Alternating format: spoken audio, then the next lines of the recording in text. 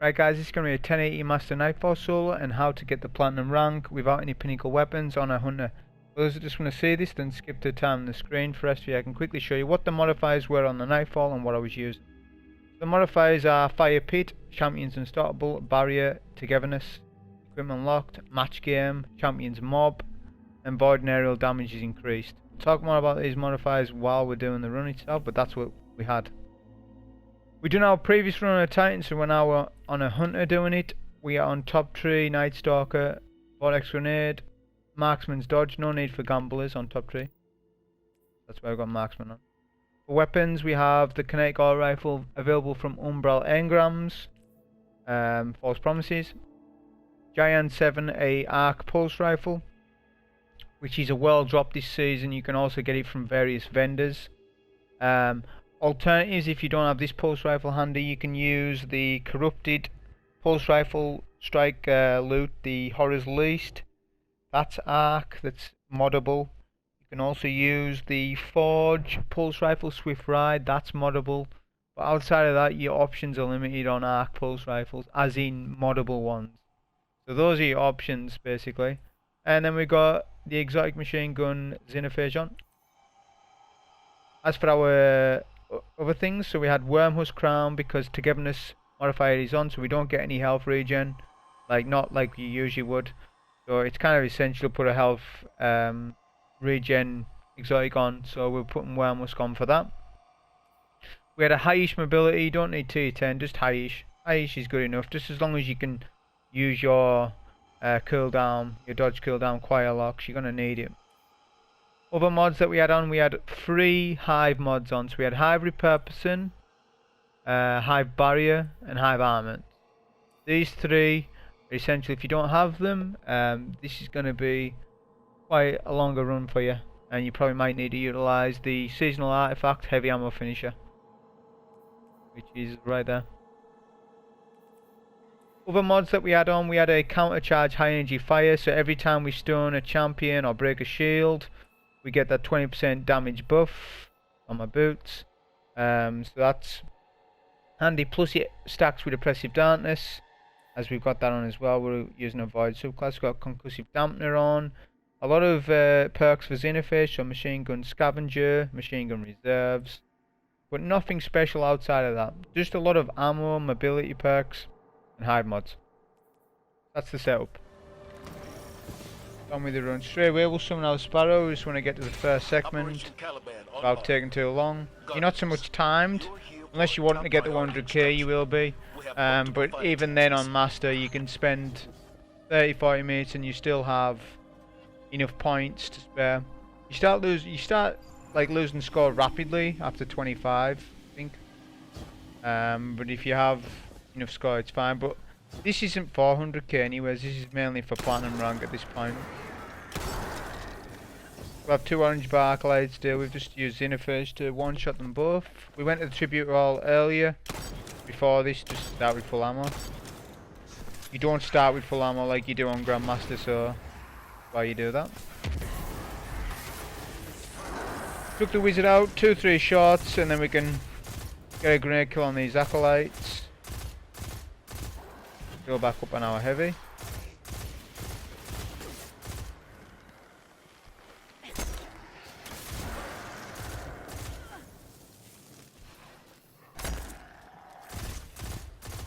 We take out the acolytes, then the next section will start where we have a solo wizard, a bunch of thrall. And then after that section there'll be 2 anti-barrier champions with a bunch of cursed thrall and a couple of acolytes. Real simple this start. The whole Nightfall itself simple, especially on a Hunter. There's not much to it. What slows it down is Togetherness for sure. But on a Hunter, it doesn't matter so much. That's why we're playing the whole thing from range. That's why we've got an Unstoppable Pulse on rather than a hand cannon. I have ran it with a hand cannon in the past on previous runs, but it's just not needed. A pulse is much better in these activities.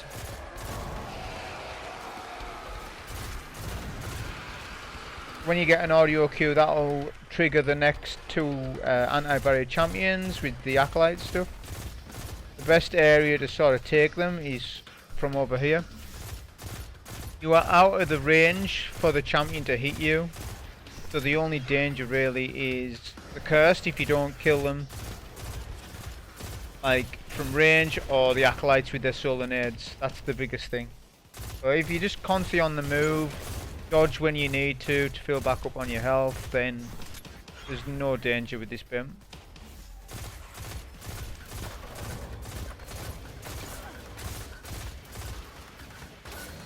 You can also use a lot of heavy if you want as well. Obviously got hive armament, so when I'm playing it real slow, you could play it a lot more aggressive and stuff.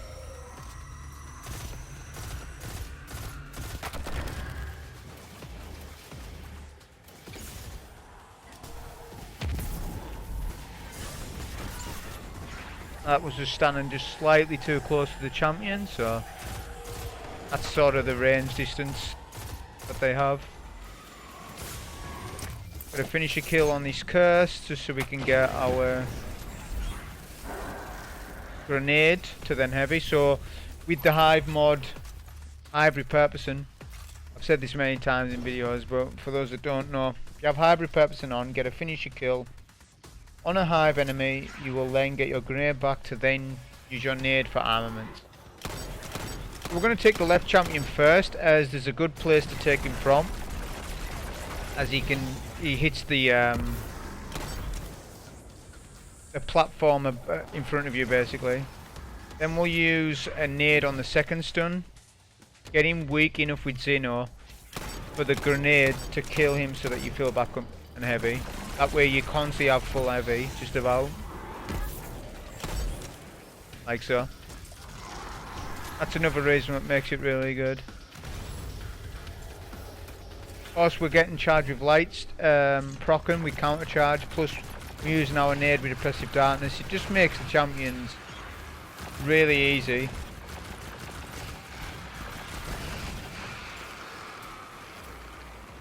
If you're below 1080, this will be different. It won't be the same. It will be hard when you get below that. We'll do a stun first, then a tether. We'll try and do what damage we can. It's really good doing that because it clears out most of the thrall. Basically the thrall, before you open that door, the thrall is surrounded by the ogre. So if you tether the ogre, that tethers all the thrall. And everything takes shared damage. The anti-barriers do as well, but that's fine. They end up putting their shield up. Now we're going to deal with the anti-barriers, so we're going to deal with one at a time. If it's the right one, you need to be on the left side so that the left knight can't hit you, or vice versa. So that way you're isolating each champion, effectively. You have more than enough damage resistance to tank one, but not two. Not if it's multiple direct hits. That's where you get risky. So if you're running it without hive barrier, you definitely need to even be more cautious than what I was. It's definitely doable without hive barrier. It's just it's gonna make the run longer. And this is pretty, like, this is a quickish run. Like, it's not so bad. But when you start running it without, you know, hive armor, hive barrier and all this, you're looking at 50 minutes, an hour, maybe an hour plus. Depending on what you're running and depending on what class you're on and stuff like that. So, if you don't have these hive mods, I don't recommend doing a solo on it. Unless you want to do a challenger on it, something like that.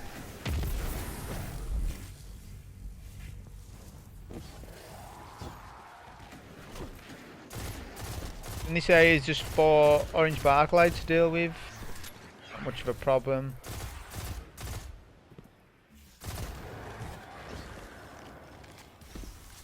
And then the next segment will be our first Shrieker dunk. There's 2 dunks in this Nightfall. It's also on a fixed rotation. Like, if you do this in a strike playlist, you might find that you're fighting Fallen and that the routing of the whole Nightfall is different. On this one, it's fixed. It's the hive one every time. There'll be a wizard up ahead, a void shield. Obviously all we've got is a nade for that. We don't have osmosis on our auto rifle, which you can't get it on false promises. which is unfortunate, but it's not a problem in this.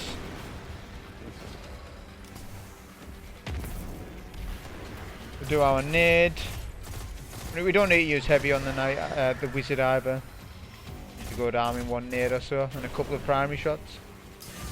Before we go for the relic, we want to take out all acolytes.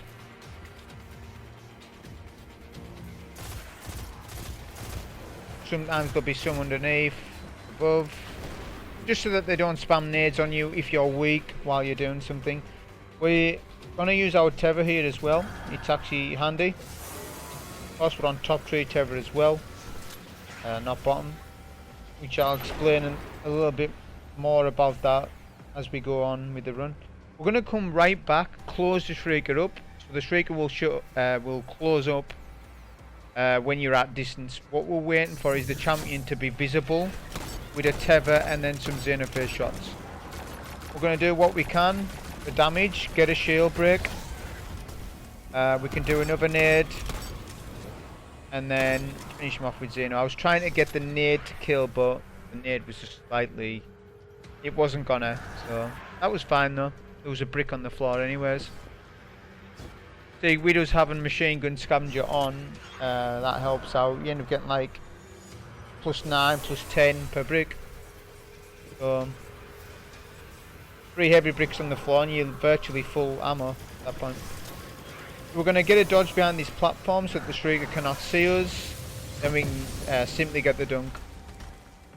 With these Shriekers, they detect bottom tree invisibility, i.e. smoke bomb invis. Smoke bomb invisibility and top tree invisibility are two different things. Kind of but general adds is the same generally, although sometimes ultras can stomp you and all sorts. To summon something down. Probably would need a video itself, but generally bottom tree invis isn't as foolproof as top. Top tree has less time, it's like 2 seconds less, but 2 seconds is a long time when you invis. But it works on the Shriekers. Not only that, we can tether the Shriekers and all sorts. I just think top tree is the better one to run for this anyways.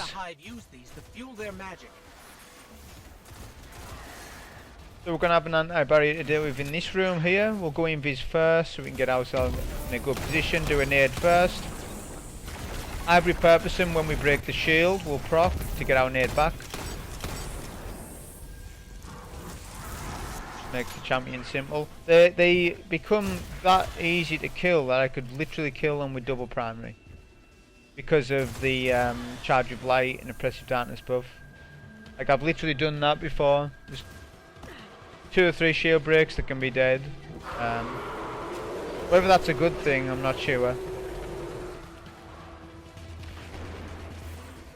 So we're going to invis past all those adds and the first ogre, and we're going to use the roof above. Using the roof like this for the double ogre room makes it much more simple. As the only thing we want to kill in this room are the double yellow bars, i.e. the ogres, and the 2 anti-barrier knights and the acolytes that surround the anti-barrier knight. That's all we want to do with this room. So being up here ensures that we can kill the first ogre simple and the second ogre more importantly. That way we don't have to deal with solar wizards, we don't have to deal with all that stuff.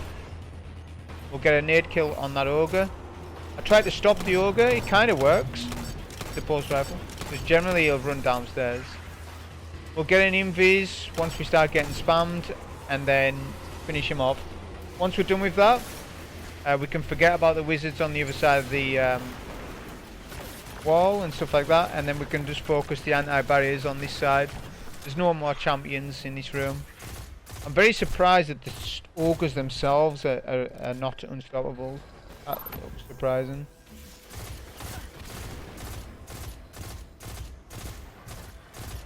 This section right here is pretty safe generally, as long as you're keeping an eye on solar nades and stuff like that.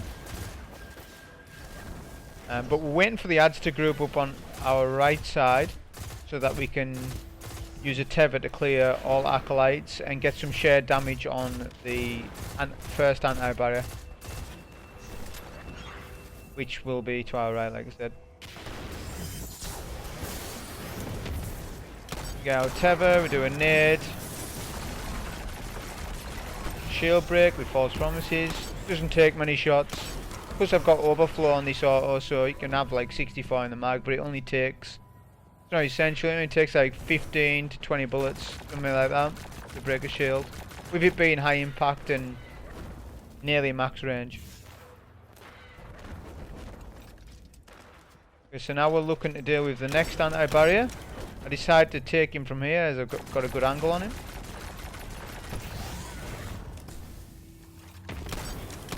Do our nade, use Xeno. Then at this point we're done with this entirely. We're just looking for any heavy ammo. We want to leave this room with max ammo. It's the same with each part or segment of this. We want to be leaving with max ammo each time, as you can rapidly run out of heavy quickly if you're not optimizing your ammo and using your armaments when you should. So now we're going to jump up back to the roof like we did earlier. We're going to wait for our invis. And all the ads below on this side of the wall will be waiting for you. Wizards and all sorts, but we're not going to deal with them. We came down here as a squad There's of 2 9. actually knights that will push you though. Watched a wizard rip the light out of my best so you've got to be conscious of that. Funnel That's it why into I'm some kind of trying to crystal. melt down the acolytes before the 2 knights catch up to me. They'll push you, but they won't push up into the crystal room. They'll push to the door of the crystal room.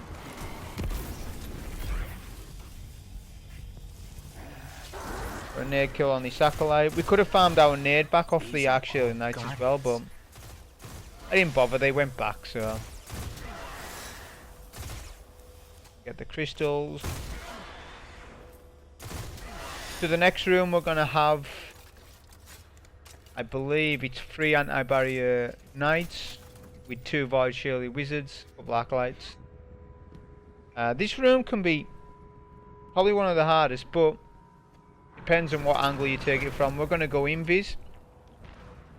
We're going to run past everything and use a way better angle. Up here, a lot of the Boomer Knights can't hit you. The acolytes can, but the Boomer Knights will just spam the wall in front of you.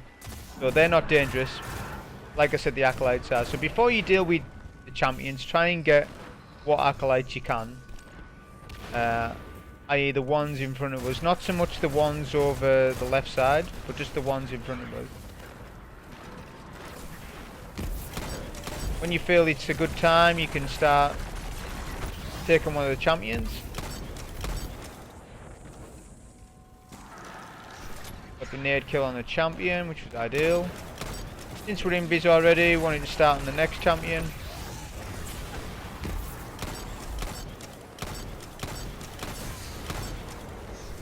As you can see, the acolytes can disturb what you're doing, like just what just happened with me. But it worked out because I wanted to get a nade kill on the champion. Plus, if you get any heavy bricks here, this can benefit you for later on, because there's a couple of unstartables. So you're still going to use a lot of heavy coming up.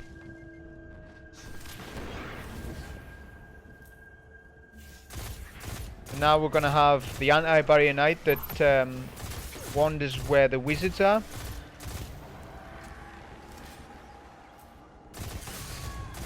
Ideally you don't want to wake the wizards up, but I think I did by the looks of it.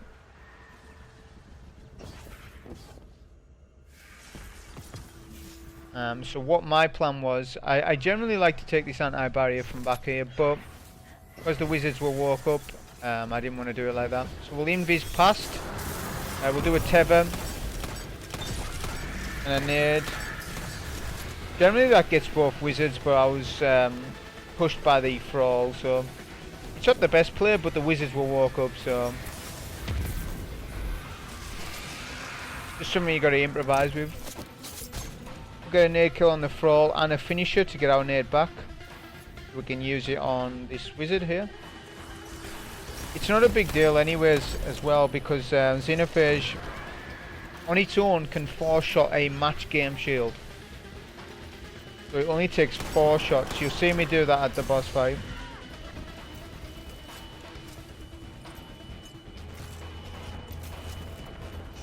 Pretty weak, we'll go invis, get our health. Do a nade first on the champ. Usual, gets him below half. For a shield break. Another nade. And then let the nade get the kill on the knight. This will, when you pick up the relic, it will spawn in the next set of the ads. You'll have another two anti-barriers to take out a couple of acolytes.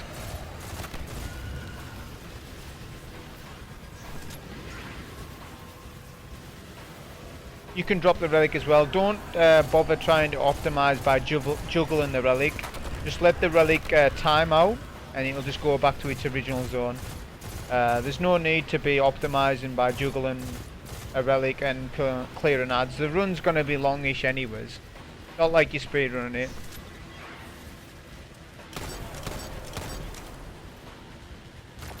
Same as usual, champions.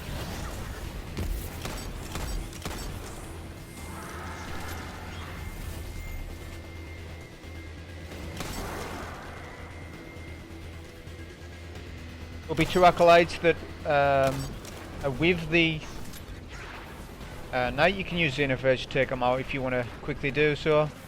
Depends on how much ammo you've got on the floor, stuff like that. And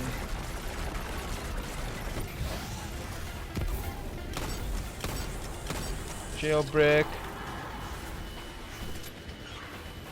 And we're good. So there's the unstopables to take out, stuff like that. None of that spawns in until you pick up the relic and take the relic to that room below us. So we'll do that now.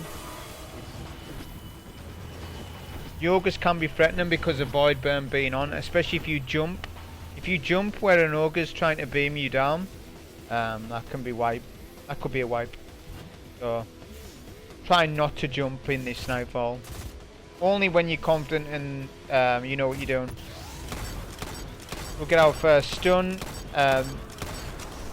Like I said in my previous run on the Titan, these unstoppable ogres, they don't follow a script, they do different things. It depends on whether they see you as well. To be honest, you want them to push you, because if they push you, you can single them out and use that to your advantage. Just takes them out quicker. Nade kill on that champion. So that's 2 of them took out already. So that's probably the best thing, them pushing you rather than them staying in that other room. It doesn't matter so much because Xenophage has no range drop off. So I suspect they're probably going to nerf Xenophage. I don't want them to, but they can't at the same time. Like, it's not a very skilled weapon. The thing with previous metas, like Whisper of the Worm, Sleep the Simulant, metas in the past, even with Izanagi's Burden, all those metas, you were rewarded by being precise with your aiming. Xenophage, I get it that it doesn't create, it just body shots, it does massive damage, but it just seems to be a lot stronger than anything else in the game. Like, why are rockets poor? Why have rockets been poor since forever? Ever since the Lunar Boots nerf, rockets haven't been good.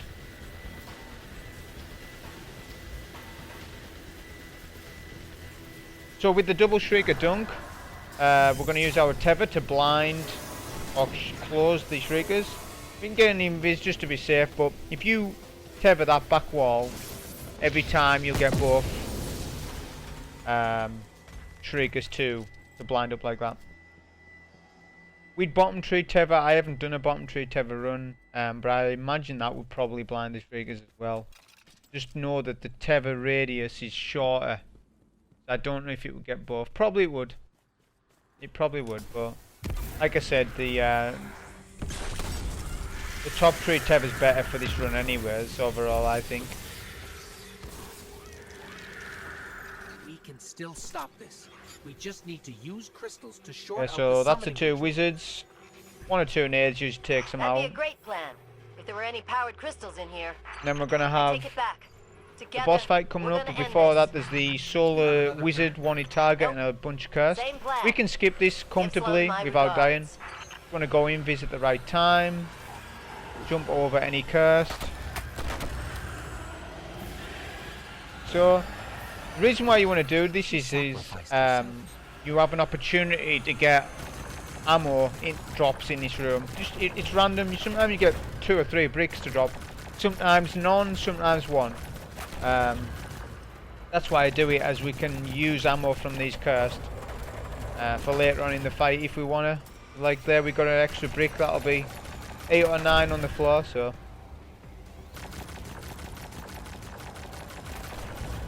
easy to take the curse from here. Also, you want to save your nade. If you had to nade for ammo, then that's fine. Just re-weight another nade, as you're gonna want to nade before you start doing damage, just to optimize your ammo and to get a quick burst amount of damage out, and to get the boss to close up as soon as possible. That's the key with this. On the hill's probably safest, where I'm standing. I'm going to take the crystal. We're going to time our nade just as the boss opens up. Oppressive Darkness. And then we're going to spam a couple of shots, go in Viz, and then get a couple more shots on the second teleport. You need to get him to around a bar. If you get 1/3 off, that will close the boss up. Invis when you need to for health and stuff, but then that's basically the first phase of it. If you had high energy fire as well, say you had taken charge on or something on top of everything else, you could have utilised a high energy fire with oppressive for even more damage. But that's not the, I mean, you can do that, but it's not essential. You just want to get through it. Standing on this rock here will mean that none of the knights or acolytes will attack you, so they work on range or like meters. So if you're standing out of their range, they don't do anything. So with a good pulse rifle that has a lot of range, you can take them out. If scout rifles were on the seasonal mod, it would have been ideal to use a scout right here. But they're not up this season for unstoppable or anti-barrier, so to make do with a pulse. Not bad though, it's got high caliber rounds on it, which is really good. It's not a bad road, it's got swashbuckler on. Full auto is a wasted perk though.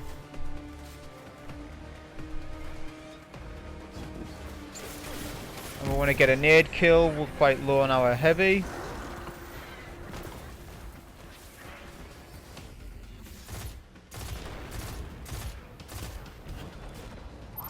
Very important not to jump as well when Boomenites are spamming you. So always try not to do that. Not too bad though, because they do arc, and arc's not on the modifier, void is. So the boss is more threatening than the champions. Right now we're just prioritising the ads, all acolytes. We want to take them all down before we start dealing with any champions, just like what we've been doing the whole run. Once we're confident, we'll take down this knight here, as the where I'm standing blocks the right side knight, meaning that we can take the middle knight safely. When you take the middle knight down, the right knight will move to middle. The boss will not open up until you take both anti-barriers, so you can't skip them. Plus you want them for platinum anyways. We're just going to get some ammo first, as we want some ammo as well, plenty of it for the boss. This is the best place to stand for the next phase of damage. So we're going to take the champion out from here, because when that champion's killed, the boss instantly opens up. It's all about planning for the next phase. You want to make sure that you've got a nade as well. We'll get a couple of shots on the first teleport. We'll do a dodge for a reload, an invis. Do a nade, a tether, may as well, and then just spam Xenophage. Then we'll get a invis and go to the back of the map. This is our safe zone. None of the acolytes or unstoppable ogres can push you from here. Brawl can, but they're not dangerous. We can actually use them to our advantage and get some heavy. We've got a lot of heavy on the floor, but we're going to fill up on heavy regardless, so that if we want to use those bricks later on in the fight, we can. I will just wait for the unstoppable ogres to get into position. There'll always be one on the left side where I'm shooting now. When you kill that unstoppable, another unstoppable ogre spawns, and then one of them will go to the left side again. So you always never take out the right side one first. There's not a good angle on it. Take the left one first. Just be careful when you're doing that though, because there may be more thrall on the map than you realise. They hide a lot. Same with acolytes as well.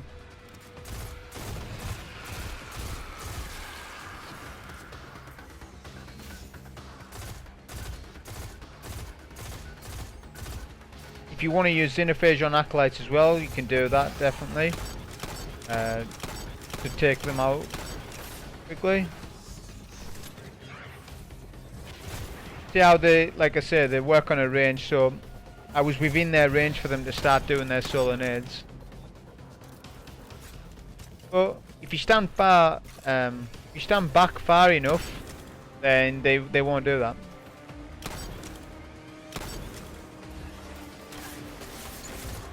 And we get the second ogre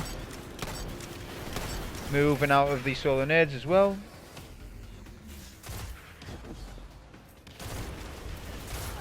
Looking to get a nade kill off these acolytes, but I just missed it.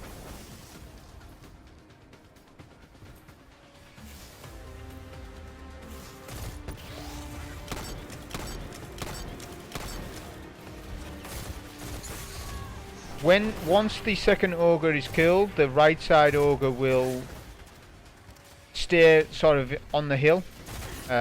He'll only push up if he sees you, and that depends on where he sees you as well. Like if he sees you from a distance, he'll just try to beam you down, but if you're close-ish, he'll start to push round to where you are, and he can go back to where the safe zone is on the map if you let the ogre do that. But if you stop him and then go to cover, he'll retreat to the hill, which is what you want. You never want the ogre to push up too far on this map. You can also stop the ogre to clear any acolytes. All acolytes need to be cleared before the next phase initiates. If the final ogre is killed, the final unstoppable is killed while there's acolytes up, the encounter won't care about that and the boss will just open up. Also keep an eye on your ogre. I lost track of him and didn't realise he was actually looping around. If that happens, you can stop him, go invis and retreat.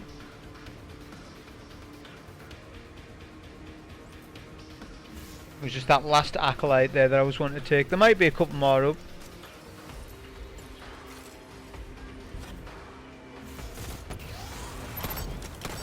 We're going to get our ogre weak, just before we take him. Like I said, we're not taking him yet, as we want to be around where I'm standing now is where we want to be for DPS, or one of the last phases.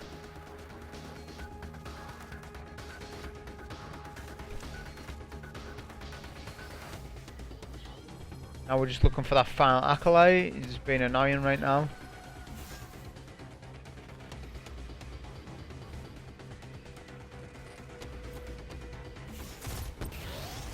Stop the ogre first, have a look for this acolyte. He's on the right side. Fine. And we can loop back to our safe area and then finish this unstoppable to open the boss up. Waiting for the ogre to retreat. Sometimes he does, sometimes he doesn't.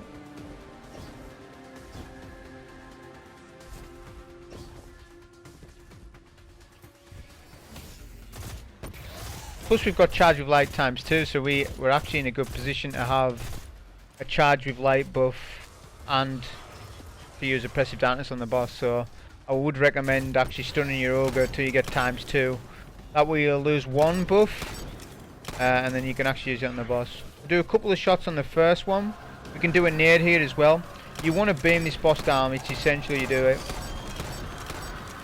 As soon as you've done that, you need to go invis immediately, because the It's time. super attack that he does can wipe you. But if you go invis and come around here, his orbs won't track you. Plus we can fill up on any ammo that we need to.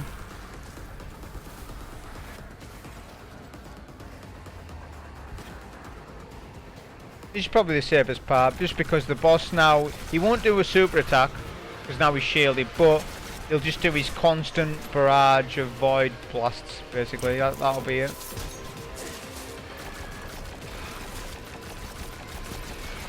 I have a bunch of frauds spawn. Try to make sure they don't kill you. I played it a little too risky there, but be sure to save a nade as well. You'll need a nade for a void wizard that spawns in middle. They'll be there now. When we clear the void shielded wizard, obviously a relic will spawn. We need to pick up that relic to then initiate another 2 wizards. It's important that we have full a lot of ammo, because not full ammo, but you need plenty of ammo, because we're going to need at least 4 or 5 shots for each wizard, and then enough ammo to take the boss down in the end. We'll pick up the relic, and then we'll come to this area here. We'll take out the left wizard first. Doesn't really matter which one you do. Like I said, Xenophage can 4-shot a match game shield, so it's very powerful for that. We'll take the right wizard.